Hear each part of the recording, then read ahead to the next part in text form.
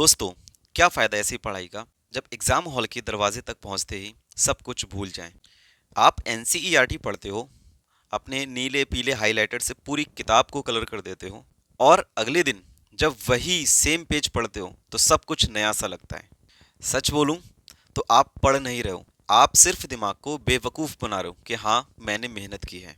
आज मैं इस वीडियो में आपके साथ में शेयर करने वाला हूँ वो 3 ऐसी पावरफुल टेक्निक्स जिनको अगर आपने अपनी लाइफ में अप्लाई किया तो आप अपनी एनसीईआरटी को अपने दिमाग में लॉन्ग टाइम तक सेव कर पाओगे।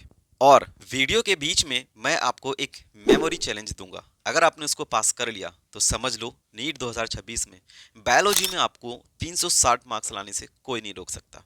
टेक्निक 1, पहला तरीका यह है द ब्लैंक पेपर टेस्ट। हम गलती क्या करते हैं, एक पैराग्राफ पढ़ा और उसके बाद अगले पैराग्राफ की तरफ मूव कर जाते हैं। ऐसा बंद करो।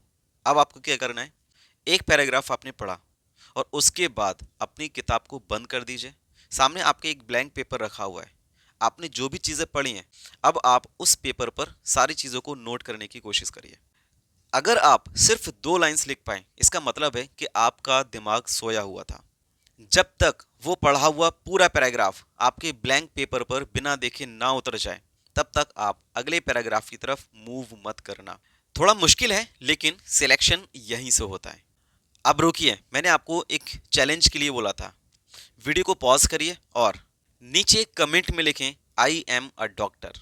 लेकिन यहाँ पर एक ट्विस्ट है, ये आपको बिना देखे टाइपिंग करनी है।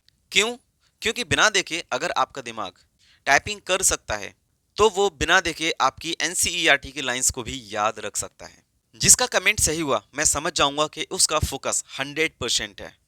वीडियो पॉज करिए और जल्दी से इस चैलेंज को पूरा करिए। चलिए, उम्मीद है कि आपने अपना चैलेंज पूरा कर लिया होगा। अब दूसरी टेक्निक की तरफ मूव करते हैं, the label hiding trick. As you know, biology diagrams का खेल है।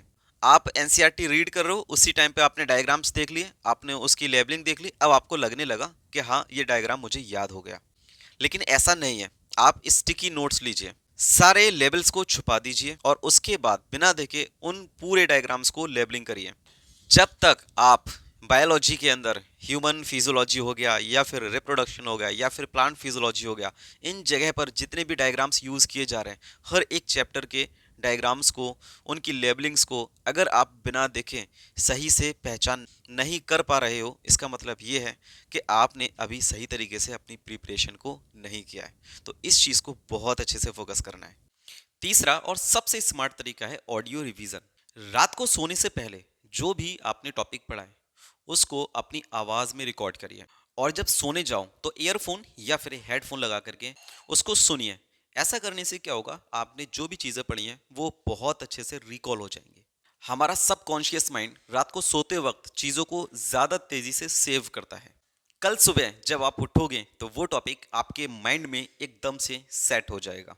तो दोस्तों, ये थे वो 3 पावरफुल टेक्निक्स जिनका यूज़ करके आप बहुत अच्छे तरीके से अपने लर्निंग एक्सपीरियंस को इन्हांस कर सकते हो। दोस्तों, ये सब करने में बहुत ज़्यादा टाइम लगता है, इसलिए मैंने आपका काम आसान कर दिया है।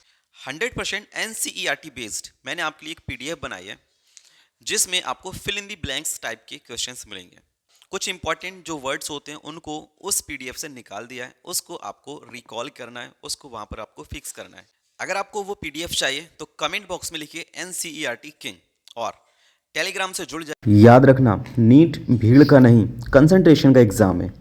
अगर आज की वीडियो से कुछ नया सीखा तो सब्सक्राइब कीजिए और मिलकर 10,000 की फैमिली को पूरा करते हैं। मिलते हैं अगले वीडियो में, तब तक के लिए पढ़ते रहो, फोड़ते रहो। Till the time, keep learning, keep shining. All the best.